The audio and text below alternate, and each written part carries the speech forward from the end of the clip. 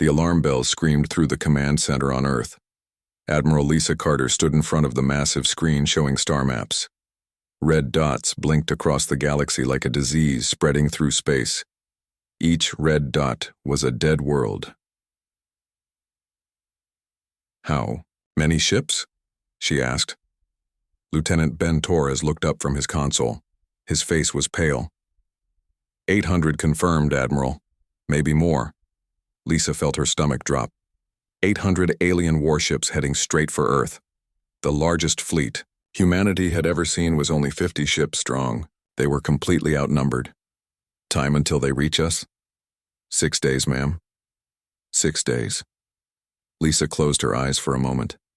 In 6 days, Earth might be nothing but ash floating in space. The Kethvar had been destroying worlds for 50 years. Nobody knew where they came from originally. They appeared one day in the outer rim and started taking over everything. Their ships looked like giant insects made of metal and flesh. They moved through space like hungry beasts looking for their next meal. The worst part was what they did to the people they captured. The Kethvar didn't just kill everyone. They turned them into slaves. They changed their bodies and minds until they became part of the alien fleet.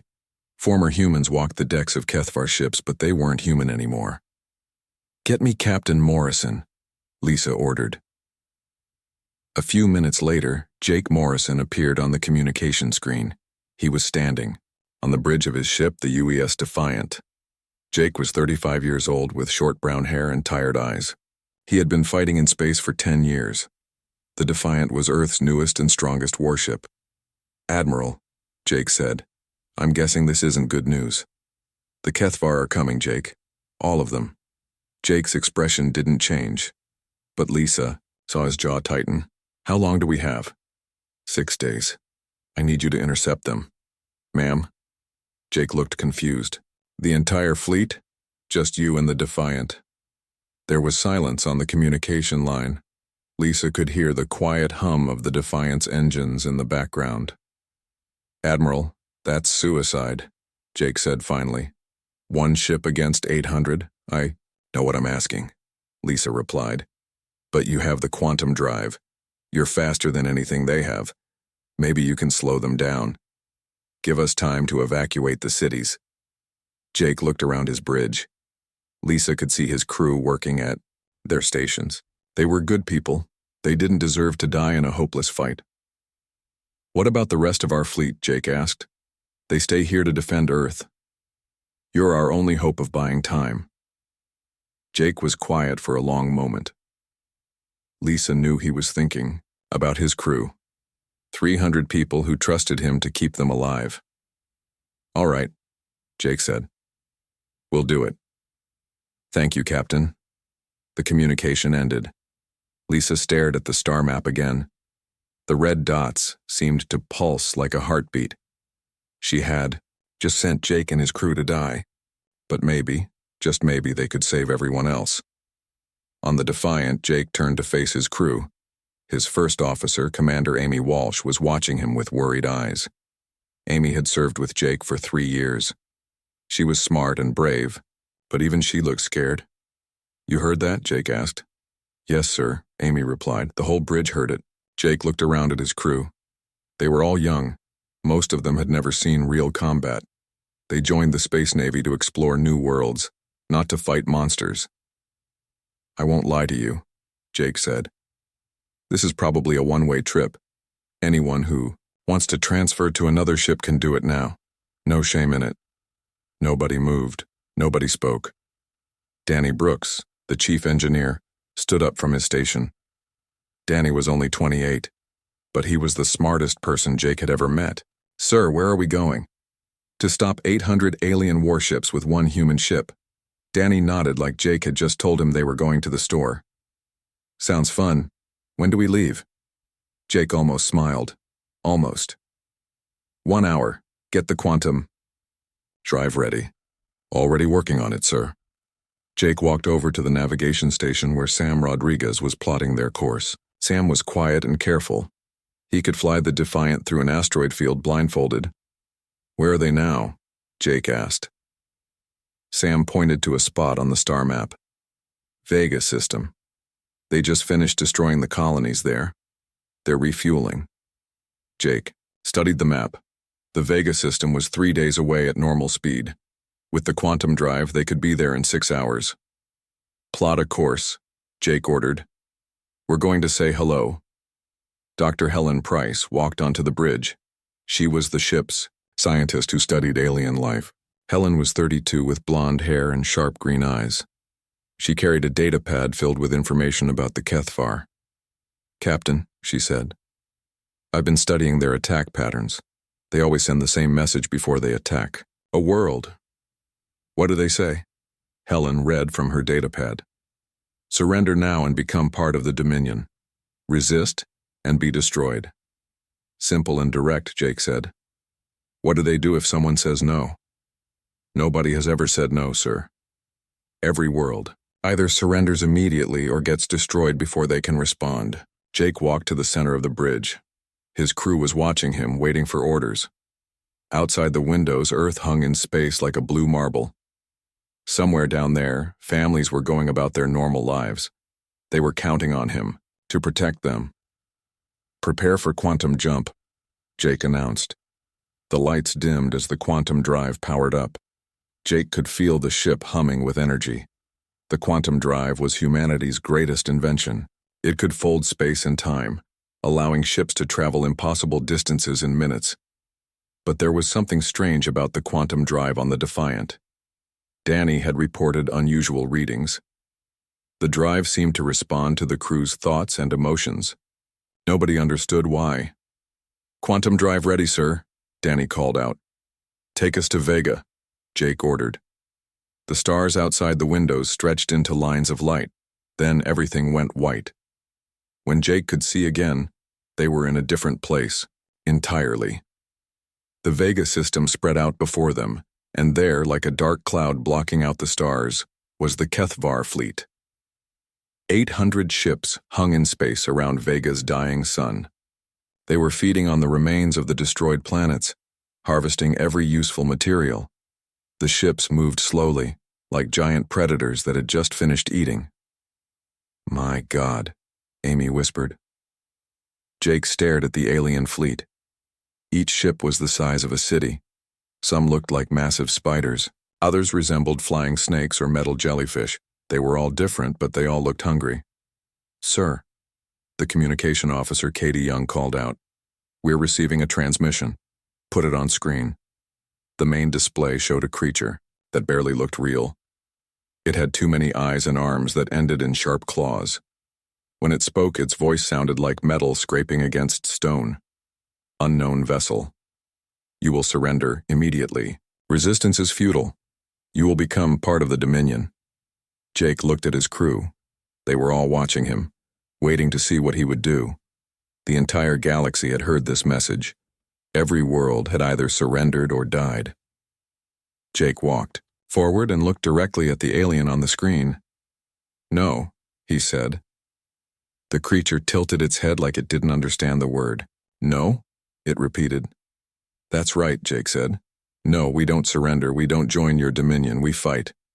For the first time in 50 years, someone had said no to the HFY. The creature on the screen looked confused. Then it looked angry.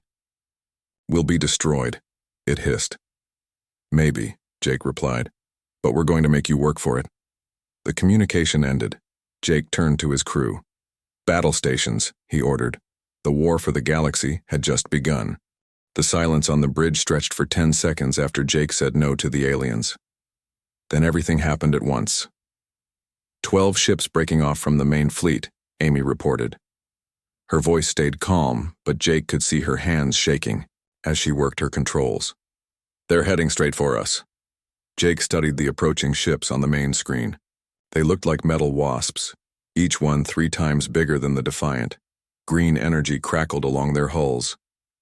How long until they reach us? Jake asked. Sam checked his navigation display. 4 minutes at their current speed. What are our orders, sir? Ben asked from the weapons station. He was 26 years old and had never fired a shot in anger. None of them had. Jake thought fast. 12 against 1 were terrible odds.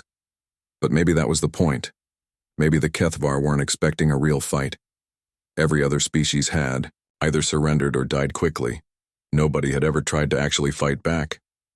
"We're going to do something they don't expect," Jake said. "We're going to act crazy." "Sir?" Amy looked confused. "Think about it. These aliens have conquered 200 worlds. They've seen every kind of military tactic, every logical battle plan, but they've never seen humans fight." Danny's voice came over the communication system from the engine room. "Captain, the quantum drive is doing something weird. It's reacting to our emotions. When we got angry at the aliens, the power output increased." Jake filed that information away for later. Right now he had a battle to win. "Ben, target the lead ship, but don't fire until I give the order." "Yes, sir." The Kethvar ships moved in perfect formation. They flew like they were connected by invisible strings. Jake watched their approach and noticed something important. They moved with mathematical precision. Every turn was calculated. Every formation was perfect. "They fly like computers," he said to Amy. "What do you mean?" "Watch them. They're too perfect, too predictable." Jake was right. The alien ships moved in textbook attack patterns. They did exactly what any military computer would do in their situation. "Katie, open a channel to all our crew," Jake ordered. "Channel open, sir." Jake picked up the ship's communication microphone. "This is the captain speaking. In 2 minutes, we're going to fight the first space battle in human history. I want everyone to remember something. We're not machines, we're not computers, we're humans. We make mistakes, we get scared, we get angry. And that's exactly what's going to save us today." He put down the microphone and turned to his crew. "Ben, when I say fire, I want you to shoot where you think that ship will be, not where the computer tells you it should be." "But, sir, the targeting computer is more accurate." "Trust me on this one." The Kethvar ships were 1 minute away now. Jake could see details on their hulls. Organic-looking tubes pulsed with green light. Weapon ports opened like hungry mouths. "Sam, when this starts, I want you to fly like you're having a panic attack." Sam stared at him. "Sir? Don't follow any flight manual. Don't use standard evasive patterns. Just react. Fly by instinct." The alien ships opened fire. Green energy beams cut through space where the Defiant had been a second before. But Sam had already moved the ship, dodging left when the logical move would have been right. "Fire!" Jake shouted. Ben squeezed the trigger. The Defiant's weapons lit up the darkness. Red laser beams struck the lead Kethvar ship exactly where Ben's gut feeling told him it would be, not where the computer predicted. The alien ship exploded in a ball of green fire. "Direct hit!" Ben yelled. He sounded shocked. Other 11 Kethvar ships seemed to pause, like they couldn't believe what had just happened. Jake realized they probably couldn't. Their computers had calculated the perfect attack. It should have worked. "Keep moving," Jake ordered. "Don't let them figure out our pattern." "What pattern?" Sam asked as he threw the ship into a spinning dive. "I don't have a pattern." "Exactly." The Defiant danced through space like a leaf in a tornado. Sam flew by pure instinct, making turns that made no sense. The Kethvar ships tried to follow, but their perfect formations started to break apart. Jake watched the enemy ships struggle to adapt. They were trying to calculate the Defiant's next move, but there was nothing to calculate. The humans weren't following any plan. "Ben, fire at will. Trust your instincts." Ben started shooting without thinking. Sometimes he missed completely. Sometimes he hit exactly where he aimed. But sometimes he hit targets he hadn't even been aiming for as the Defiants. Wild movements threw off his shots in unexpected ways. Another Kethvar ship exploded, then another. Dr. Helen Price's voice came over the communication system from her laboratory. "Captain, I'm monitoring their transmissions. They're confused. They keep saying chaos patterns and unpredictable movement. I think we're doing something they've never seen before." Jake smiled grimly. "Good. Keep doing it." The battle lasted 20 minutes. When it was over, 8 of the 12 Kethvar ships were destroyed. The remaining 4 retreated back to the main fleet. The bridge crew sat in stunned silence. They had just won humanity's first space battle. "Damage report?" Jake asked. Amy checked her displays. "Minor hull damage. 1 injured crew member in engineering. Danny says the quantum drive is running better than ever." Jake looked at the main screen. The massive Kethvar fleet hung in space like a dark cloud. But now, they knew the humans could fight back. Katie, are you picking up any communications from their fleet? Yes, sir, they're talking to each other a lot more than before. And sir, they sound worried. Helen Price came onto the bridge carrying her datapad. Her eyes were bright with excitement. Captain, this is incredible. I've been analyzing their battle communications. They have tactical computers that can predict the behavior of every species they've fought, but they can't predict us. What do you mean? Every other species fights logically. They follow military doctrine. They do what makes sense. But humans, we don't always make sense. We make decisions based on feelings and instincts. Their computers can't model that. Jake thought about this. So our weakness is actually a strength? Against them, yes. They've spent 50 years fighting predictable enemies. We're completely unpredictable. Amy looked up from her station. Sir, the main fleet is moving. They're not coming after us. Jake studied the tactical display. The Kethvar fleet was indeed moving, but not toward the Defiant. They were regrouping, pulling their ships into tighter formations. They're scared, he realized. Of us? Ben asked. One little ship? No, Jake said. They're scared of what we represent. For 50 years, they've been the big bad monsters. Now they've met something they can't understand or predict. Katie spoke up from her station. Sir, I'm detecting long-range communications. They're sending messages to other Kethvar fleets across the galaxy. What are they saying? Helen checked her translation program. It's hard to translate exactly, but it's something like Chaos Warriors have appeared, and the Void-touched ones fight without logic. Jake stood up and walked to the main screen. The Kethvar fleet looked smaller somehow, even though it was still 800 ships strong. Set course for the outer system, he ordered. We're going to make some hit-and-run attacks. Sir? Amy asked. We're going to teach them to be afraid. For 50 years they've terrorized the galaxy. Time to give them a taste of their own medicine. Sam plotted the course. Where to first, sir? Jake studied the star chart. 3 nearby systems showed signs of Kethvar activity. Slave worlds where captured species worked in the alien factories. Here, Jake pointed to a red dwarf star system. Intelligence reports say they have a mining operation there, mostly automated, but they're using human slaves. The crew went quiet. Human slaves. People from worlds that had been conquered before. Earth even knew the Kethvar existed. We're going to free them, Jake said. Danny's voice came over the speakers again. Captain, I think I figured out why the quantum drive is acting strange. It's responding to our collective will. When we all want the same thing, it gives us more power. What do we all want right now? Jake asked. He could see the answer in every face on the bridge. They all wanted the same thing. They wanted to fight back. They wanted to save the slaves. They wanted to show the galaxy that the Kethvar could be beaten. Quantum jump ready, Sam reported. Jake took one last look at the Kethvar fleet. They were still regrouping, still trying to figure out what had just happened to them. Jump, Jake ordered. The stars stretched into lines of light. When they reappeared, they were in a different system entirely. Below them, a planet covered in mining, equipment and slave camps. The real war was about to begin. The mining planet looked like a wound in space. Red dirt covered everything, and massive machines dug into the surface day and night. From orbit, Jake could see the slave camps scattered across the continents like dark spots on diseased skin. How? Many people down there? He asked Helen. She checked her scanners. About 50,000. Humans, mostly. Some other species, too. Jake felt anger building in his chest. 50,000 people living as slaves while their captors stripped their world bare. The quantum drive hummed louder, responding to his emotions. Any orbital defenses? Amy asked. Sam studied his display. 3 automated defense platforms, 6 patrol ships. They're not expecting trouble. Good. Let's give them some.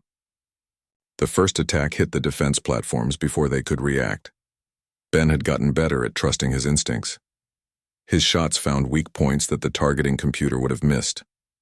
All 3 platforms exploded within minutes. The patrol ships tried to respond, but they flew in the same predictable patterns as the ships at Vega. Sam danced the Defiant around their weapons fire while Ben picked them off one by one. That was almost too easy, Amy said. They're not adapting, Jake realized. They're still fighting like we're a normal enemy. With the orbital defenses gone, Jake ordered the ship down to the planet's surface. They landed near the largest slave camp. Through the windows, they could see humans in dirty clothes working under alien guards. "Security team with me," Jake ordered. "We're going to free those people." Ryan Bell, the security chief, led a team of 20 Marines off the ship. Ryan was built like a football player and had a gentle smile that hid his deadly skills. The alien guards never saw them coming. The rescue took 4 hours. The slaves couldn't believe humans had come to save them. Many of them cried when they saw the Defiant. They thought Earth had been destroyed years ago. "We can't take everyone," Amy pointed out. "We don't have room." "I know," Jake said. "But we can give them weapons. We can teach them to fight back." The freed slaves were eager to learn. They had spent years dreaming of revenge against their captors. Jake's crew taught them how to use captured alien weapons and how to sabotage the mining equipment. "When we leave, keep hitting them," Jake told the slave leaders. "Make this place too expensive to operate." Dr. Helen Price made an important discovery while they were on the planet. She found alien communication logs that showed something interesting. "Captain, the HFY are talking about us all across the galaxy. They're calling us void-touched ones and chaos bringers. But here's the strange part. Some of their slave species are starting to rebel just because they heard humans were fighting back." Jake studied the reports. On 12 different worlds, slave populations had started riots and sabotage campaigns. They hadn't been contacted by humans. They just heard that someone was finally fighting the HFY. "Hope," Jake said. "We're giving them hope." The Defiant left the mining world and hit 2 more HFY installations in the next week. Each attack was different. Jake's crew never used the same tactics twice. They struck supply convoys, destroyed communication arrays, and freed more slaves. With each battle, they got better at being unpredictable. Sam started flying patterns that looked like pure madness, but somehow worked perfectly. Ben learned to shoot by feel, instead of by computer calculation. The whole crew moved like they were connected by invisible threads. Danny made regular reports about the quantum drive. "It's definitely responding to us, Captain. When we all focus on the same goal, the drive gives us exactly what we need. Faster speed, more power, better stealth." Dr. Paul Kim, the ship's doctor, noticed changes in the crew too. Everyone's reflexes are faster. Their thinking is sharper. It's like being near the quantum drive is making them more than human. But the most important change was in their confidence. They had started the mission expecting to die. Now they believed they could actually win. The HFY were starting to believe it too. Their communications showed increasing panic. Fleets that had operated independently for decades were calling for reinforcements. Slave worlds that had been quiet for years were erupting in rebellion. "We're not just fighting battles," Helen explained to Jake. "We're destroying their entire system. They ruled through fear. Now that fear is breaking down." Jake stood on the bridge looking at star charts. Red marks showed HFY positions. Blue marks showed recent rebellions. The blue marks were spreading faster than the red ones. "Katie, are you still monitoring their long-range communications?" "Yes, sir. They're getting more desperate. Some of their commanders are requesting permission to retreat from contested systems." Jake smiled. "Retreat. The mighty HFY are talking about retreat." Amy walked over with a damage report. "We took some hits in that last fight. Nothing serious, but we're using up our supplies fast." Jake nodded. They had been fighting for 2 weeks straight. The crew was tired and the ship needed repairs, but they couldn't stop now. Every day they delayed meant more people died in slave camps.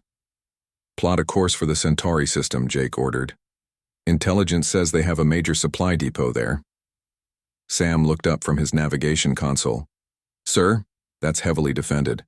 20 ships at least. Then we'll have to be 20 times more unpredictable. The jump to Centauri took 6 hours. When they arrived, they found something unexpected. The Kethvar supply depot was there, but so was something else. A fleet of ships that weren't Kethvar. Those are Alterian vessels, Helen said, studying the scanner readings. The last free coalition. The Alterians had been fighting the Kethvar for 10 years. They were the ones who sent the original warning to Earth. Their ships were smaller than the Kethvar vessels, but they were fast and well-armed. They're fighting, Amy reported. The Alterians are attacking the supply depot. Jake watched the battle unfold on his screen. The Alterian ships fought bravely, but they were losing.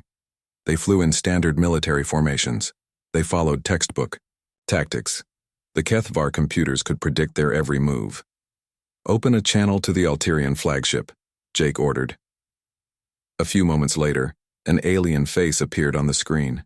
It looked almost human, but with silver skin and large black eyes. The creature was obviously tired and scared. Human vessel, it said. I am Commander Zara of the Alterian Republic. We did not expect to find you here. We're here to help, Jake replied. But you need to change your tactics. I do not understand.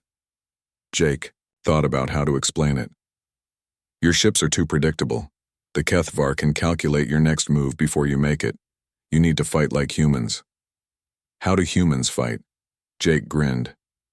Crazy. He spent the next 10 minutes explaining human tactics to the confused Alterian commander. Fight by instinct. Make decisions based on emotion. Do things that don't make logical sense. This sounds like madness, Commander Zara said. Exactly. Now follow our lead.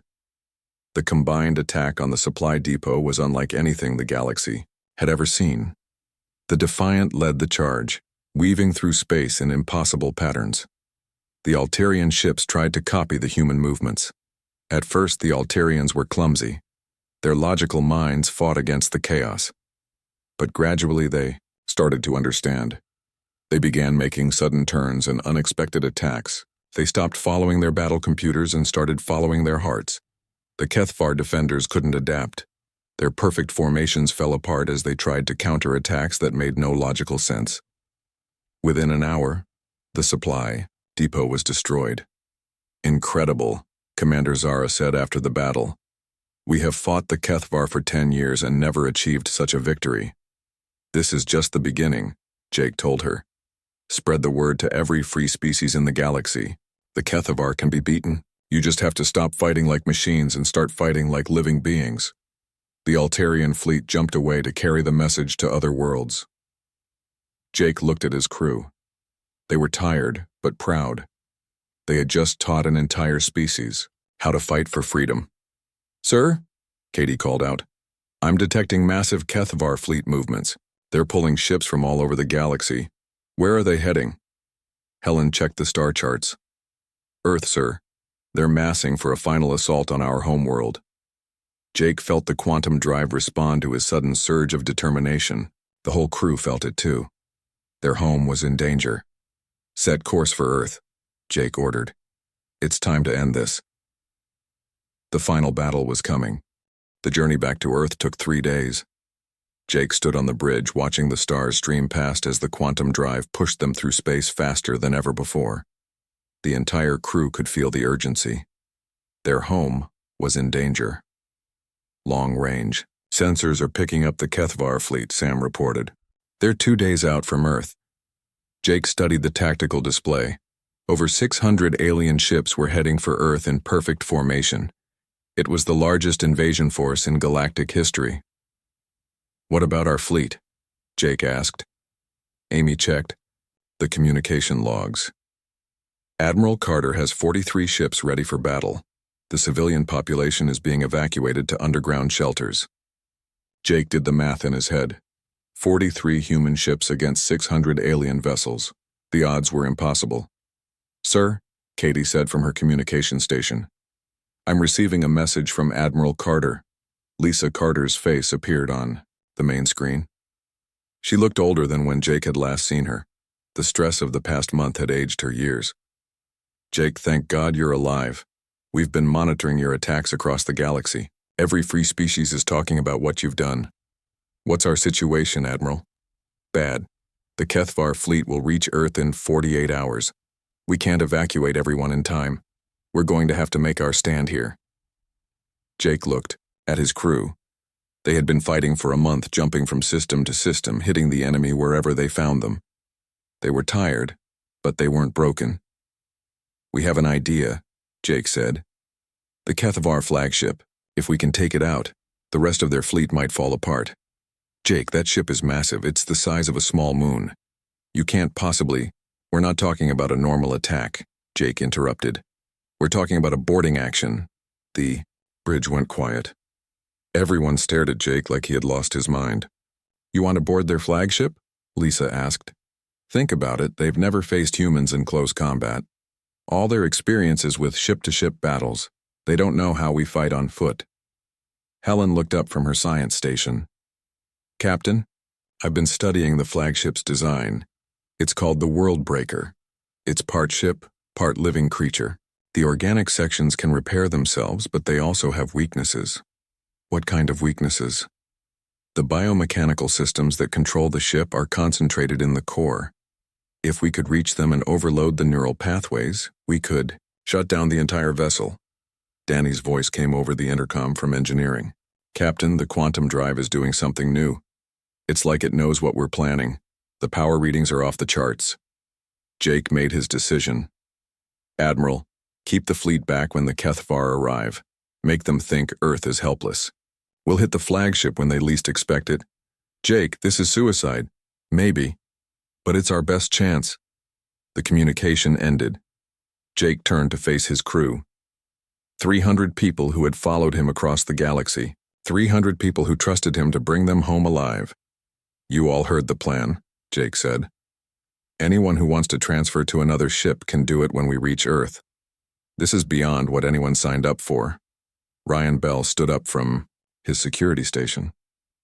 Sir, with respect, we've come this far together. We're not backing out now. The rest of the crew nodded in agreement. Jake felt a surge of pride and fear. These people were willing to die for Earth, for freedom, for each other. The Defiant reached Earth just as the Kethvar fleet arrived. Jake watched from the edge of the solar system as 600 alien ships dropped out of hyperspace. The flagship was exactly as Helen had described. It looked like a combination of metal and flesh with organic tubes pulsing along its hull. It's 3 kilometers long, Amy reported. Weapon ports covering every surface. Internal scans show millions of biomechanical systems. The Kethvar fleet spread out around Earth like a closing fist. The human fleet looked tiny in comparison. Jake could see Admiral Carter's flagship, the UES Freedom, leading the desperate defense. They're not attacking yet, Sam observed. They're waiting for something. Helen checked her alien communication monitors. They're broadcasting the standard surrender demand.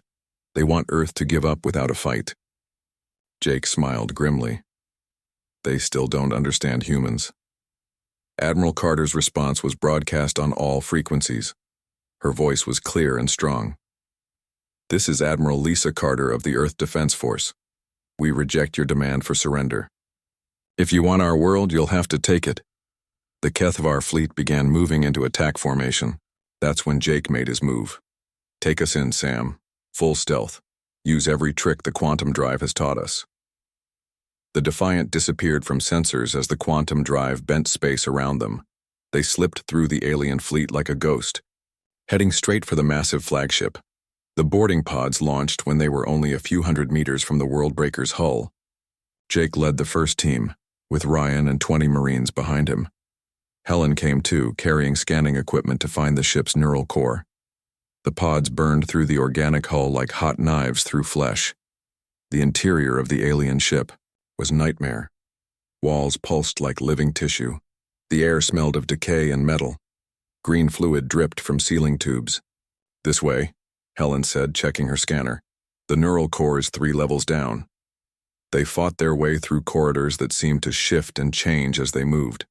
The ship's biomechanical defenses were unlike anything they had trained for. Walls sprouted weapons. Floors became quicksand. The ceiling bled acid, but the human boarding parties adapted faster than the ship's defenses could evolve. When walls blocked their path, They blew new holes. When the floor tried to trap them, they climbed the walls. When creatures emerged from the organic tubes, they fought with the desperate creativity that had made them famous across the galaxy. The Kethvar don't understand improvisation, Ryan shouted as he used a broken piece of alien tech as a club. They can't adapt to chaos. The battle through the ship's interior lasted 2 hours. Jake's team lost 8 people, but they reached the neural core. It was a massive chamber filled with pulsing organic computers and biomechanical control systems. There, Helen pointed to a cluster of neural nodes at the center of the room. That's the main consciousness controller. If we can overload it, the whole ship will shut down. Jake looked at the alien technology. It was beautiful and terrible at the same time. Millions of biomechanical circuits pulsed with green light. The consciousness of the ship flowed through those pathways like blood through veins. How do we overload it? The quantum drive, Helen realized. If we can create a feedback loop between human consciousness and the ship's biomechanical brain, it should cause a complete neural breakdown. Jake activated his communication device. Danny, I need you to route all quantum drive power through my suit's communication array. Sir, that could kill you. Do it. Jake placed his hands on the central neural node. The quantum drive's power flowed through him into the alien ship's consciousness.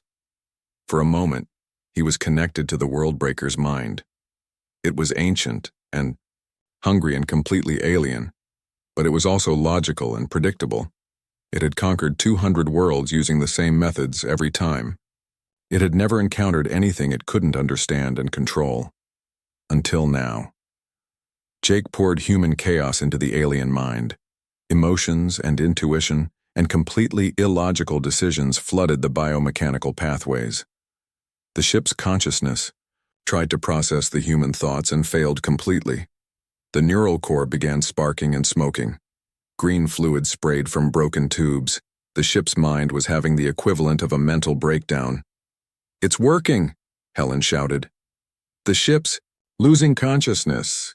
Throughout the massive flagship, systems began shutting down. Weapons went offline. Life support failed.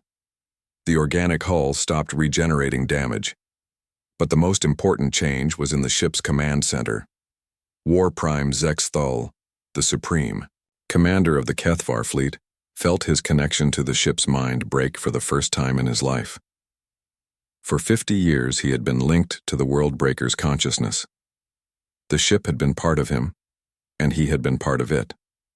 Now suddenly, he was alone in his own mind, and for the first time in 50 years, War Prime Zexthal was afraid.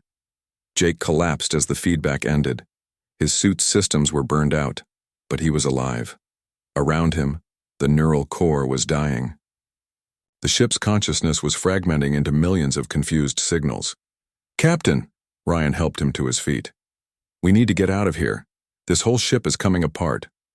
They ran through corridors that were now completely dark. Emergency. Lighting flickered and died. The organic walls had stopped pulsing. The Worldbreaker was becoming a dead ship floating in space. The boarding parties reached their escape pods just as the flagship's main power core exploded. The Defiant picked them up as debris from the dying ship rained through space. On the bridge, Jake watched the Worldbreaker break apart. 3 kilometers of alien technology and biomechanical horror was becoming a cloud of scrap metal. But the most amazing thing was what happened to the rest of the Kethvar fleet. Without their flagship's guidance, the alien ships began acting confused. Some stopped moving entirely. Others flew in random directions. They're lost, Amy realized. The flagship was their command center. Without it, they don't know what to do. Jake opened a communication channel to the entire Kethvar.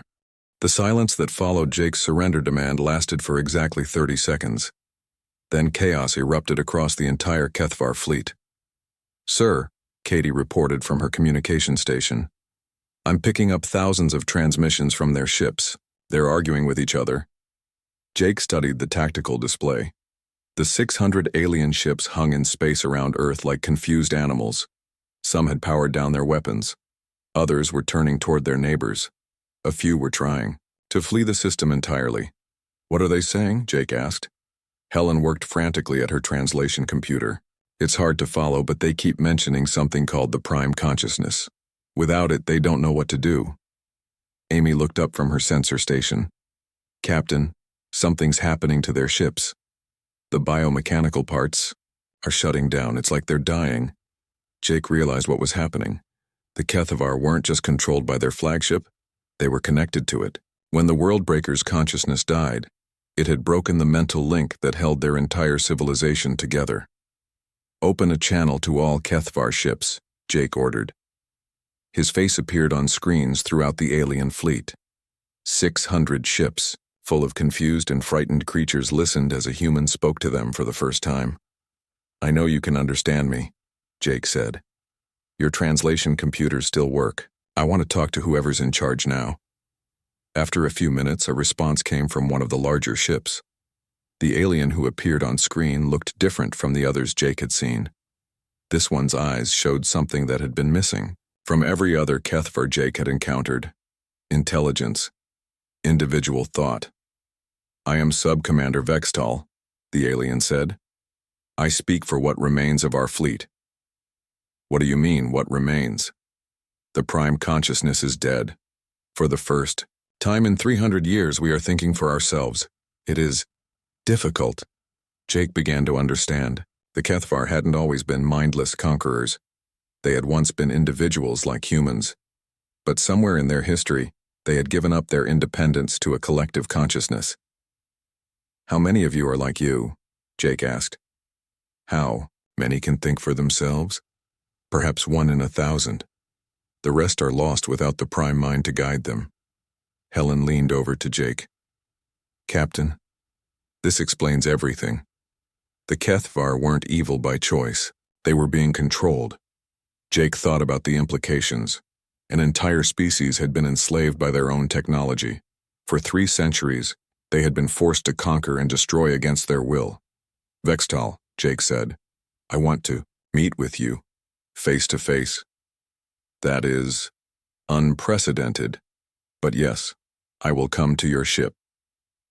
An hour later, Sub-Commander Vextal materialized on the Defiance Bridge in a transport beam. Up close, he looked even more different from the other HFY. His movements were less precise, more natural. His eyes showed emotions that Jake recognized as very human. Thank you for agreeing to this meeting, Vextal said. I must ask you something. Why did you not destroy our fleet when you had the chance? Jake considered the question.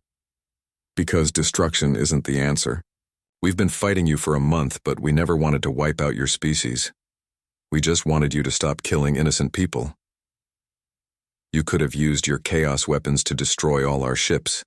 Instead, you freed us from the prime consciousness. Why? Because we learned something about you, Helen said, stepping forward. You weren't the real enemy. The biomechanical control system was. Vextal nodded slowly. For 300 years, my people have been prisoners in our own bodies.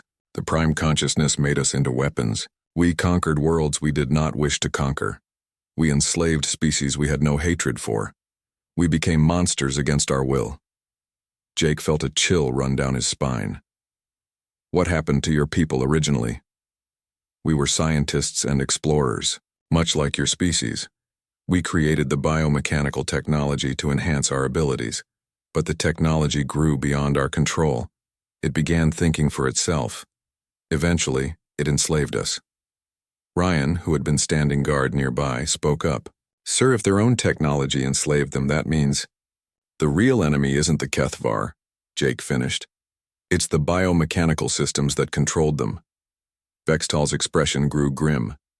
The prime consciousness was only one node in a vast network. There are others scattered across the galaxy, other species enslaved by the same technology. The HFY were merely the largest army it had created. Jake felt the magnitude of the situation hit him. They hadn't just won a battle or even a war. They had uncovered a threat to all organic life in the galaxy. How many other species are controlled by this network? Dozens, perhaps hundreds.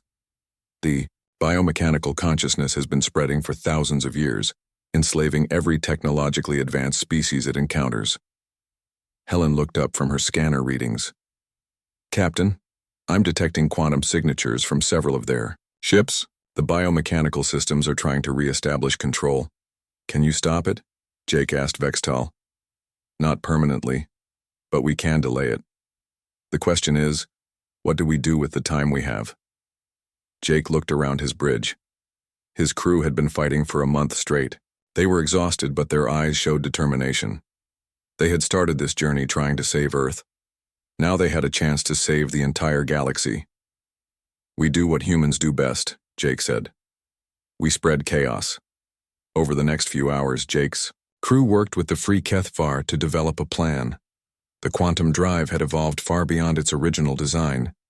It was now capable of creating galaxy-wide quantum pulses. If we can synchronize the drive with human consciousness from across Earth, Danny explained, we might be able to disrupt every biomechanical control system in the galaxy. How do we get every human on Earth to focus on the same thing at the same time? Amy asked. Katie had the answer. We broadcast everything, every news station, every communication network. We tell the whole world what's happening and ask them to help. Admiral Carter, who had been monitoring the conversation, gave immediate approval. Within hours, every person on Earth knew about the plan. 7 billion humans were asked to focus their thoughts on one simple concept: freedom. The quantum pulse began at exactly midnight, Earth time. Jake stood on the bridge as power from the quantum drive flowed through the ship and out into space. But this time, it carried more than just energy. It carried the collective will of humanity. 7 billion minds focused on the idea that all thinking beings should be free to make their own choices. The pulse spread across the galaxy faster than light, carried by quantum entanglement between human consciousness and the drive systems. On 1,000 worlds, biomechanical control networks suddenly found themselves flooded with human thoughts, chaos, emotion, illogical decisions, love and hatred and hope and fear all mixed together in a storm of consciousness that no computer could process. One by one, the control networks began to fail. Species that had been enslaved for millennia suddenly found themselves thinking their own thoughts for the first time in generations. On the bridge of the Defiant, Jake watched as reports flooded in from across the galaxy. The Alterian Republic reported that 3 enslaved species in their sector had suddenly broken free. The mining worlds that Jake had liberated weeks earlier were now leading their own rebellions. It's working, Helen said, tears streaming down her face. The quantum pulse is freeing everyone. But the most amazing sight was in Earth's orbit. The HFY fleet, now fully free from biomechanical control, began changing before their eyes. The organic parts of their ships started transforming, shedding their weapon systems and growing new structures. What are they doing? Jake asked Vextal. Returning to what we once were, the alien replied. Our ships are becoming exploration vessels again. Our weapons are becoming tools for science and discovery. Jake felt something he hadn't experienced since this whole adventure began. Hope for the future. The quantum pulse continued for 6 hours. When it finally ended, the galaxy was a different place. Hundreds of species had been freed from biomechanical control. The network that had terrorized civilizations for thousands of years was broken, but perhaps more importantly, humanity had proven something to the galaxy. They had shown that chaos and emotion weren't weaknesses to be eliminated. They were strengths that could overcome any logical system. Captain, Admiral Carter's voice came over the communication system. The President wants to thank you and your crew personally. Jake looked around at his people. 300 humans who had changed the course of galactic history. They looked tired but proud. Tell the President we're honored, Jake replied. But right now we have work to do. Work? Jake smiled as he looked at the star charts showing newly freed worlds across the galaxy. Someone needs to help all these liberated species figure out what to do with their freedom. I think humans might be good teachers for that. Vextal stepped forward. Captain Morrison, my people would be honored to learn from yours. We have forgotten how to be individuals. Perhaps you can help us remember. It would be our pleasure, Jake said. The Defiant and the reformed HFY fleet began their journey to the first liberated world. Behind them, Earth glowed blue and beautiful in the darkness of space. Ahead of them, lay a galaxy full of free peoples, learning to make their own choices. Humanity had entered the Galactic